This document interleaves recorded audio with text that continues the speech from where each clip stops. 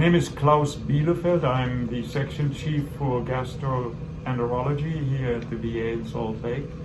I got my medical degree with an early interest in gastroenterology in Germany and got a PhD in physiology in Madison, Wisconsin. I moved to Salt Lake and became the section chief in 2016. As part of my role, I'm involved in procedural evaluations where colonoscopy now plays an important role in terms of colorectal cancer screening, polyp surveillance, and colorectal cancer prevention, you might say.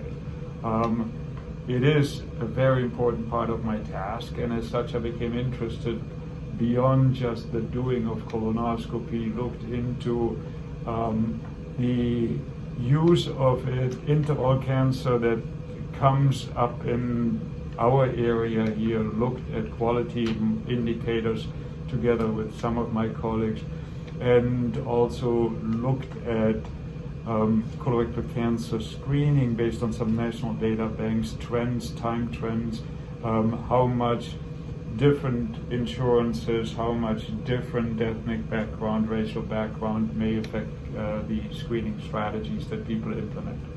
And that's perfect, because our issue today, our topic is equity in screening processes.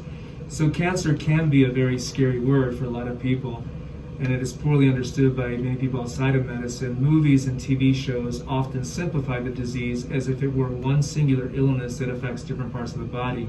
Could you help us better understand why that is not the case? So when I discuss issues, not with cancer patients, but with patients who may have a fear of cancer, as we probably all have to some degree, I touch on a few things.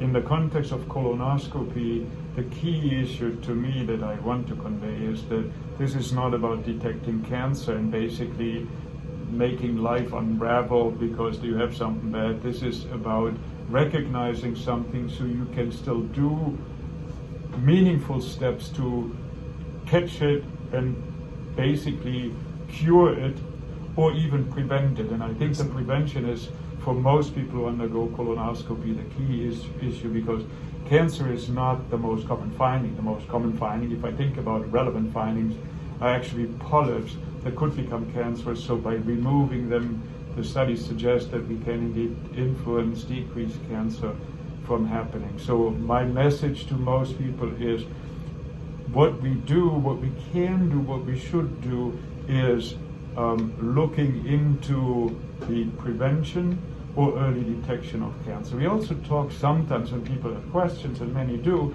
about what they can do to help themselves, not just by undergoing screening tests, but by changing lifestyles. And there's some material out there that I bring up in discussions where we can perhaps have a marginal influence, but combining the discussion related to cancer then with issues of general health, I can bring up healthy diet as a concept that is important for heart, important for blood pressure, important for also perhaps a reduction in cancer likelihood. So those are topics I bring up, not trying to scare people into doing things, but trying to motivate people into having steps or taking steps that decrease potential health-related problems, can come up with preventive measures, or they include preventive measures for cancer and perhaps beyond. The barber who cuts my hair is about 21 years old, and when I talked about this topic, the first thing that was mentioned is, I had polyps removed. Is it common for young people to be your patients? So polyps come in primarily the ones that are clearly related to, or likely related to colorectal cancer. They come more and more, meaning the prevalence increases the higher the age group.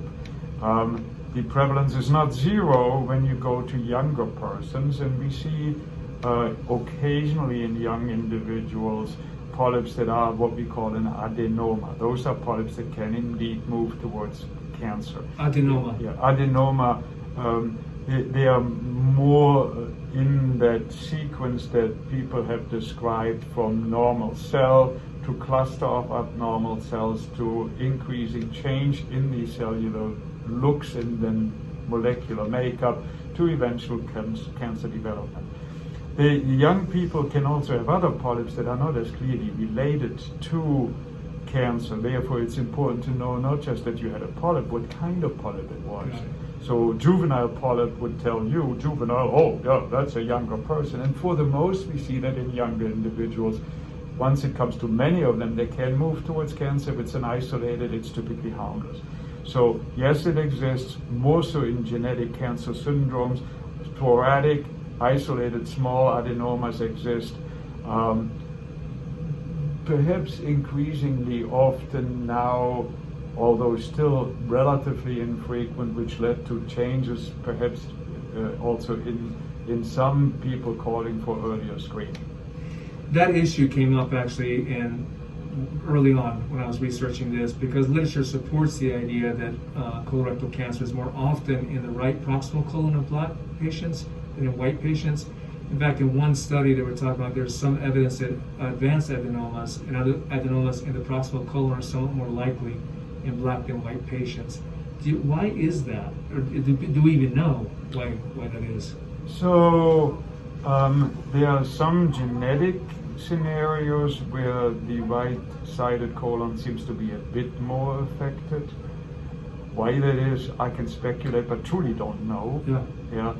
That is the argument for colonoscopy rather than just a more limited examination, which used to be the flexible sigmoidoscopy that in the 1990s was commonly chosen, and it's still an accepted approach to screen for colorectal cancer.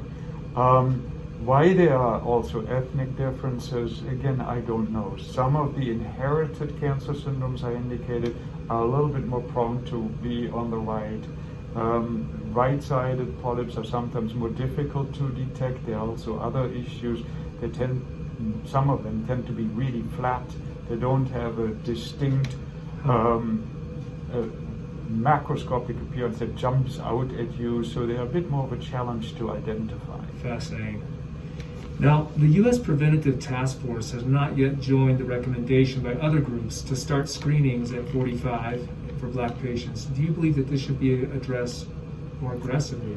So I do think that we need to think about this, discuss it, and look at the evidence. The evidence is that, yes, indeed, we see more cancers in younger persons than we used to. We see more polyps in younger persons than we used to. The reasons for that shift are issues that we need to think about, and we need to think about, if we have finite resources, limited resources, where is the best way of investing them? Yeah. If you invest them in young individuals and you may have 4 cancers in 1,000 or something like this, you need a lot of colonoscopies in order to detect early or prevent the cancer. If you go for the typical age range, maybe even some people propose with even more limited resources, single colonoscopy at the age of 60, you need less effort, less money to detect more cancers. You admittedly will not detect some, and some may be victimized sort of by such strategies, but this is really where politicians, ethicists, people in the healthcare environments and experts in colorectal cancer and epidemiology need to think about what are the resources we have available, where do we get the biggest impact in terms of lives saved or prolonged, I should rather say, or life years saved, because obviously in a 45-year-old you have more of a life saved, life years saved than in a 60-year-old. I think that the VA is currently revisiting these questions and will probably follow the guidelines that will be perhaps reassessed also by the U.S. Task Force. I know they just did a reassessment in some areas. They will probably come up with statements at some point in the future. We may also see a much more complex approach to this, where it's not just age, which is simple, and that is making it attractive, but it's probably overly simple, where you have to say, if we can, we should get information about not just colon cancer in the family, which we often include in our thinking, typically should, Right.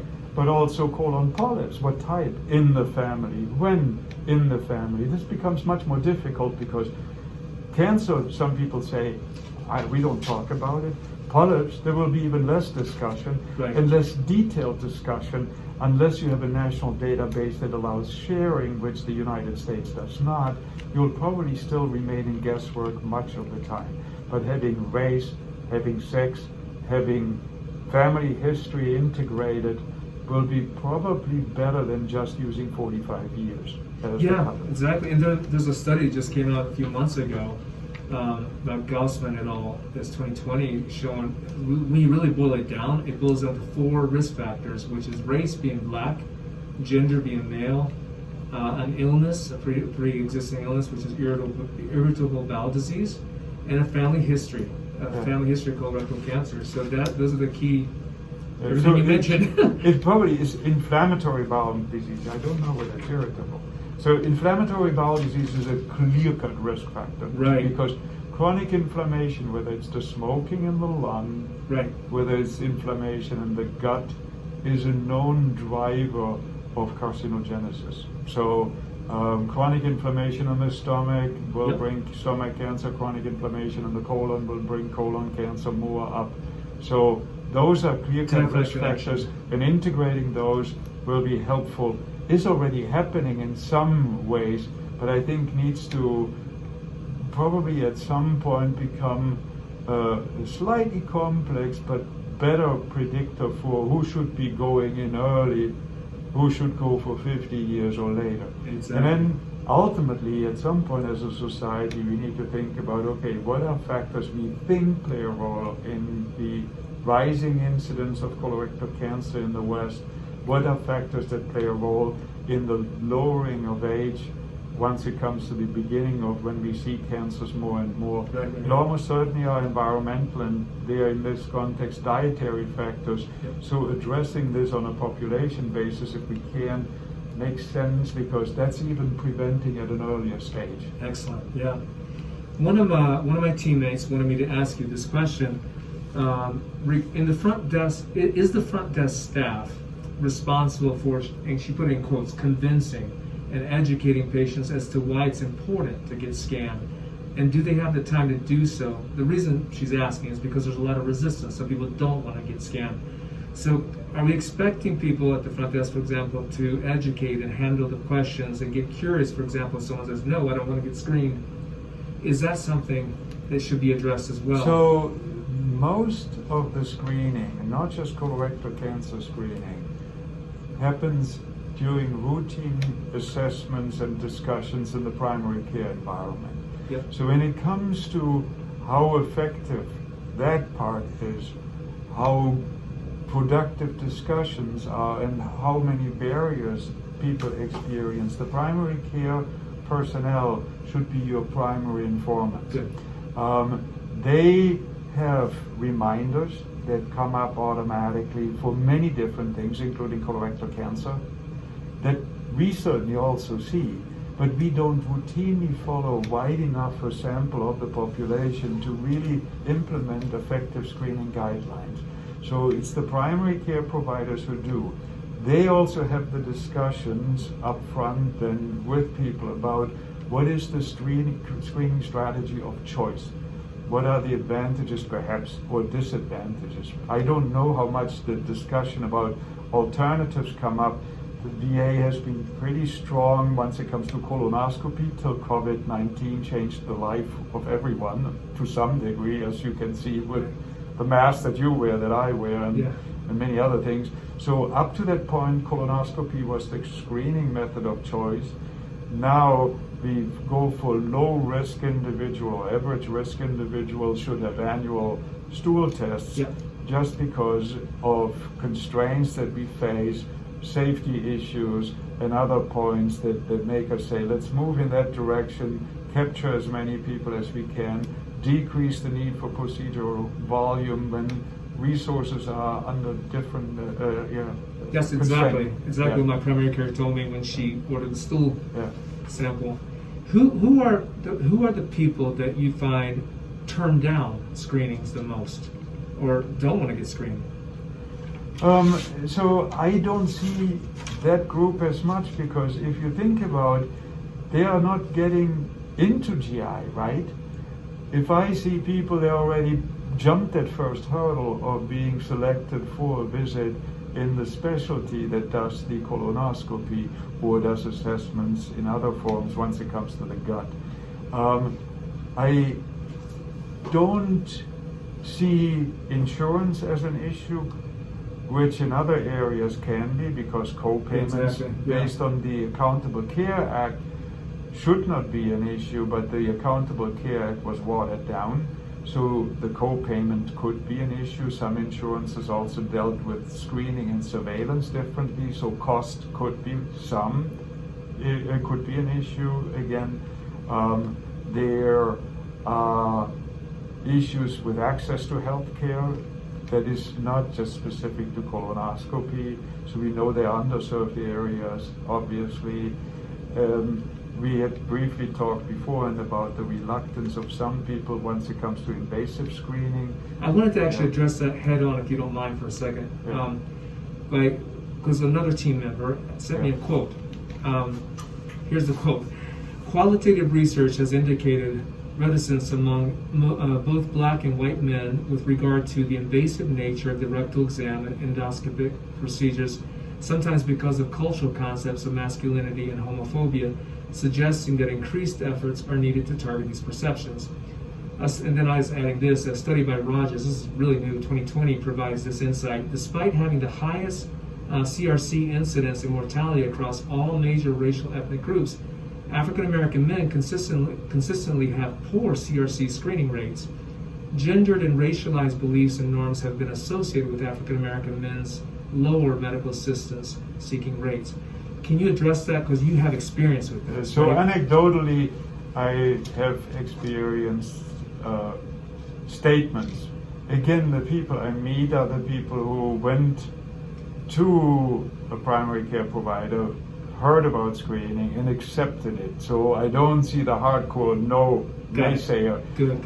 But I have repeatedly heard terms like violate, so terms that go along with the notion that you brought up there. Was it done jokingly?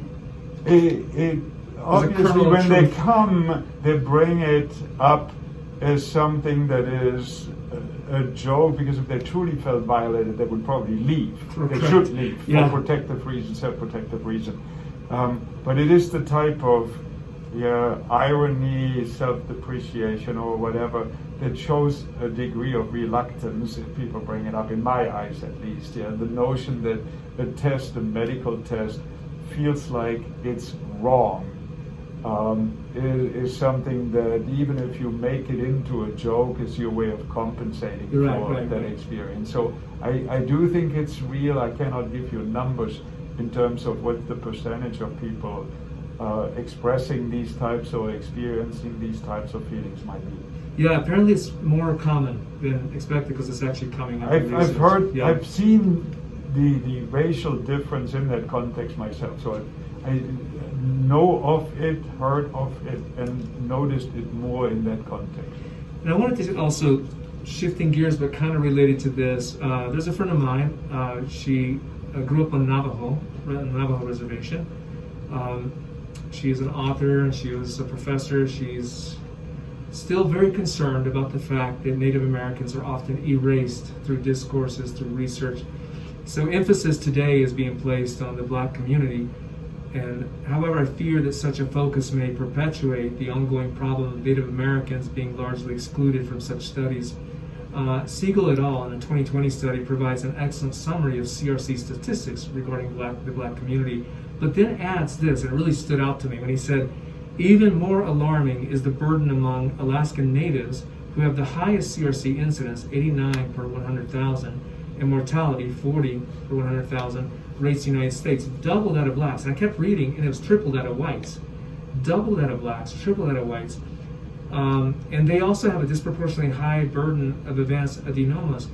In your professional estimation, are there other blind spots related to demographics that we should be exploring? Like, this came out of the blue. We weren't even looking at Native American population, and now we're like, wait a second. What else should we be looking at? I work in the VA, which is not colorblind, Right. but these realities do not apply within the VA. There are issues that I've seen that play more of a role in terms of optimizing treatment, for example, with complex polyps. Right. Again, this is not technical, but colorectal cancer prevention with the strategies we have in mind or have as our tools available to us, colonoscopy, the removal of polyp, and therefore the prevention of potential cancer development, it gets to be more complex when the polyps are big. And Why is that? It seems because like a challenge of removal. The likelihood of malignancy within a larger polyp is statistically going up, but the removal is more complicated because obviously you have a bigger wound with more complications, the risk of perforation, the risk of incomplete removal, and there is not a racial, or at least not systematically in my eyes, a racial or ethnic bias, but there's a bias in terms of geography. Anytime you get into a less densely populated area, your numbers of specialists and well-trained specialists for certain interventions will be low. The access to those types of people will be low. You go to southern Utah, the southwest of Utah, you will not find people in the radius of 200 miles who can do procedures like this. So there are barriers that have to do with population density, which in reservations, for example, tends to be on the low side. That's important because lack of access is causing that. And one key difference between blacks and whites when it comes to survivability has to do with comorbidities and access to medical insurance. What do you believe is not being addressed by research that explores, for example, comorbidities? Again, the VA is different in that context. The comorbidity burden, unfortunately, is higher compared to many other comparable populations. Poverty comes with... Here at the VA is higher? Yeah. Why is that? Smoking has a higher prevalence. Some other behavioral issues are more there. Poverty is a factor that plays a role in comorbidity. If you tell someone to get healthy food, you need to recognize that healthy food, unfortunately, is not subsidized as much as unhealthy food. Exactly. So you have to translate get healthy food into get more expensive food. So there are certain issues where in the VA there is a clustering of problems that have to do with who is eligible for VA care.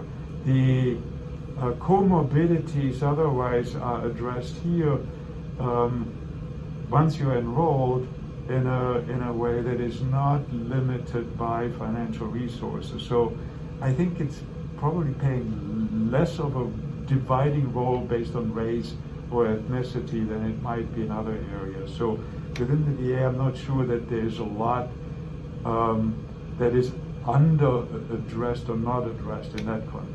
Yeah, I even spoke to a nutritionist here about that very issue, and her thing was nutritionists would love to see, for example, the canteen is a great example. I've been to many VAs as a veteran myself and also former military. What was it? I mean, when I was in the military, you go to these different VAs, and I just noticed that the healthy food is marginalized in the canteens. Most of the stuff that is served are the very things that would lead to inflammation in the gut, inflammation of the heart, inflammation everywhere. And I noticed like the periphery has a tiny little bit of salads and fruit and things like that. And in her opinion, this can't be changed at this time, it's too big. But I did want to use that as a stepping stone to the last point, which ties into a different study we're doing on addiction. And as you know, this VA has a lot of people dealing with addiction and related depression, anxiety. One thing I've noticed, and I don't know if you've noticed this, and this is totally anecdotal, I'm going to have to dig a little deeper, but most of these studies, when they start getting into the risk factors, they will talk about, for example, in Alaska, that you don't have easy access to fruit and veggies. They will talk about all different factors, but not alcohol. And it's really fascinating to me that ethanol is known to be a carcinogen. It causes about 60 different diseases, and I think 5 or 6, you can tell me, you're the expert, several types of cancer, including colorectal cancer, is linked to that. Do you feel like it's being ignored for some political reason, or what's the issue? Why is alcohol not coming up more in these studies as a factor? So alcohol is a really important driver once it comes to certain illnesses, and that includes cancers. Esophageal cancer, clearly, the squamous cell cancer more than the other, but the other one, the adenocarcinoma of the esophagus, clearly is linked to alcohol. Hepatocellular cancer due to cirrhosis, as a step that often comes before hepatocellular cancer in the United States, clearly there is a link. Pancreatic cancer, same thing. It's less of a driver, to my knowledge, in colorectal cancer. Interesting. Okay. Again, this is where I have to say take it with a grain of salt, because that's not something I've specifically looked at. But people have looked at various nutritional variables, various other lifestyle factors, and I would be surprised if it was systematically excluded, because in the same time period that people described their findings related to colorectal cancer, and alcohol was not prominently featured, you get very prominent discussions of alcohol in the context of other illnesses, whether it's the pancreas that I mentioned, whether it is the liver that I mentioned, whether it is the esophageal cancer. So I don't think this is swept under the rug. Yeah, I mean that. I think this is one of those things where in the complexity of environmental influences, there are strong signals, there are weak signals, and there are questionable signals. It probably falls into the latter. I don't think that there's any question that alcohol can cause problems, because whether it's the increasing number of liver disease that with the pandemic will probably go even higher, whether it's then other addiction related problems, there's clear-cut understanding and knowledge that we have to face this probably in a more proactive form, whether again alcohol, heroin, fentanyl, OxyContin, or whatever else. It's just fascinating to me the way I like to study language and the way language is used, and many times when it does come up in studies, they make a distinction that I find really curious. Because, for example, if I were to say to you, I am having you over for dinner tonight, we're going to start with an appetizer with grilled veggies, cheeses, and cheddar. You'd think cheddar sounds redundant of cheeses, and you often hear drugs and alcohol as if it were a separate category. And I find that curious. It's just a little side note that they do separate those as if they're different. What I've seen in some studies will mention drugs and alcohol, but then they'll immediately go to opiates. Most people do, because when it comes to chemicals that alter our minds, we have societal norms that are different in different areas of the world, that includes mind-altering chemicals with potential negative effects on health. Right. Those that are socially accepted and not illegal, right, versus those that are illegal for a variety of reasons, socially not accepted, and perhaps related to that also, they don't come with behavioral norms or patterns. There is an exposure history that many people in various cultures go through, where they learn boundaries, and many, not all, accept boundaries. So many of the substances that some Native American cultures may use for ceremonies would be subject to abuse in a culture that didn't grow up with this, that didn't include this in the learning and cultural. Like ayahuasca, things like that. Yeah, I get your point. Well, thank you so much. It's hard drilling into what the gaps and the problems are, and especially at this phase, but talking to you helps me get a sense of the topics. And I I didn't know if you had any closing thoughts on, and this is what I always ask everyone at the end of interviews, is if there was something that you wish people would study that is not being studied enough, what would that be? When it comes to the colorectal cancer Yes. prevention issue, there are lots of things that go on, and I cannot say I'm privy to all of it. I do think that as a society, we're now learning we have to adapt, because what we used to do as our routine approach suddenly went upside down with COVID, with the pandemic. There have been other questions beforehand about what is more effective. Can we reach more persons with a non-invasive test, Right. and then motivate them to go for the next test? Why do we fail going from step 1 to step 2? So if we have a less invasive test, how can we optimize the follow-up on studies, on results? Yeah. I think that there are some models, there are some thoughts, but there are also failures. So if people, for example, go routinely for tests on hidden blood in the stool, it's an imperfect test, it's an annual test, and one of the imperfections is when you get an abnormal result, you don't necessarily translate that into the next level test. So how can we optimize flow? What is the pro, what is the con for society, for things that should be implemented in society? Would we be saving lives and money by doing this, and perhaps doing it more broadly? Is it from the patient's lack of desire, or is there a failure on the system itself to All of follow the up? above. I mean, all the above. if you do a stool test, you need to do it. You need to then also act on, and the act on is the physician or provider side. When you get a positive result, you need to quickly move it to the next level. And then the implementation from the patient's perspective, if you did the test but you don't want to go for the next level test, it's a waste of your time and resources and societal ones. Yeah. So finding where the best middle ground is with models, and then finding if, for example, a less aggressive approach, less invasive approach that we are now practicing more, in part because we are forced to do so. If we do this, how can we make sure that flow from level A to level B goes as smoothly and as effectively as possible? So how do we get the buy-in? And how do we get the follow-up? Can we do this centrally? So what is the most effective way of regulating this? Should this go through the providers? Should this go centrally in an integrated healthcare system like the VA? We could say, we take this away from the random encounter that a provider may have with a random, yes, I remembered, and we mail it out, and we mail out reminders if we don't get a response. And then if we get a positive signal, we have people to address that, and we know that that flow works. So there are questions that I think have been addressed to some degree, but I think that addressing this more, especially in the context of the pandemic, where we are forced to switch gears and then address a new point more so, could be an area of interest or expertise. The issue of reaching people outside of healthcare settings could be interesting, will be difficult because it's a highly specialized test, but decentralizing some of this, having insurances in this context, the VA send out a test rather than waiting for the provider, because you could reach anyone, anywhere in the Navajo Nation, even if they don't see their primary care provider. You can be completely colorblind.